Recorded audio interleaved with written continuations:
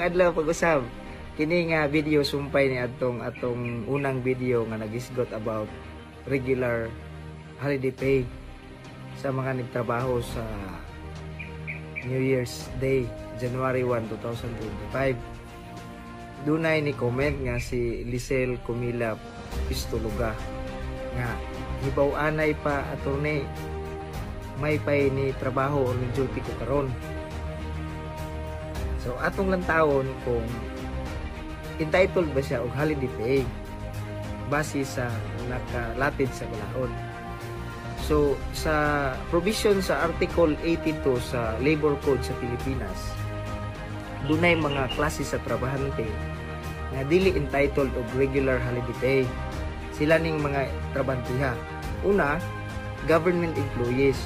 So katang mga nagtrabaho sa gobyerno, regular plantilla o job order, dili na entitled og holiday pay kung motrabaho sila og January 1 tungod kay dili sila covered sa provision sa Labor Code. Ang langkob nila nga balaod ang mga rules, mga balaod sa Civil Service Commission.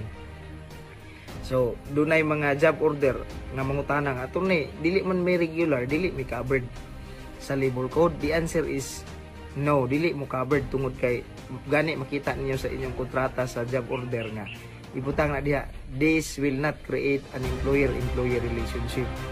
So dili mo covered sa benepisyo nga gitawag og regular holiday pay. Naapoy mga trabahante nga bisan dili nagtrabaho sa gobyerno, dili sila entitled sama sa managerial employees o sulod sa managerial staff. Sa pag dili sila nagtrabaho sa gobyerno, naa sila sa pribado nga kumpanya, kung sulod ka sa definition sa managerial employees, dili ka entitled of regular holiday pay.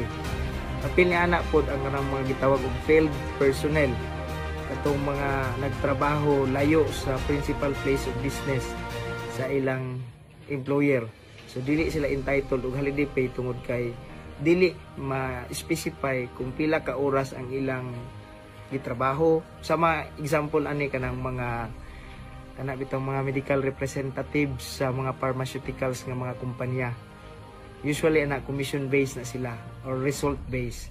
So napoy mga empleyado sama sa domestic helpers, mga gitawag na tuog kasambahay, dili na siya covered sa gitawag og regular holiday pay nga nakalatid sa Labor Code. Apan ang mga domestic helpers o mga kasambahay na ibalaod nga gitawag og kasambahay law, dunay mga benepisyo pod nga naa dito ng kalatid sa mga balaod. Napoy mga trabahante nga gitawag og kanang workers paid by result. Muna ang mga project based kanang bitong pakyaw basis, na mga trabahante nga result based. So nakadepende ang ilang sweldo sa ilang mabuhat nga trabaho. Usually anak kanang mga sales agent, usually na commission basis sila. So dili sila covered sa gitawag og regular holiday pay matag January 1 kada tuig. So atong balikon ang comment ni Lisel.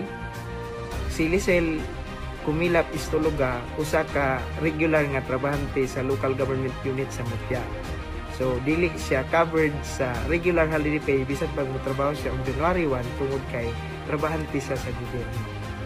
Daghang kay salamat. Kini si attorney Paulikan, ug aduna mo yung mga legal nga mga pangutana, palihog lag comment sa ubos kay atong paningkamutan nga mahatagan og katubagan. Daghang kay salamat. Please like, share and follow. God bless.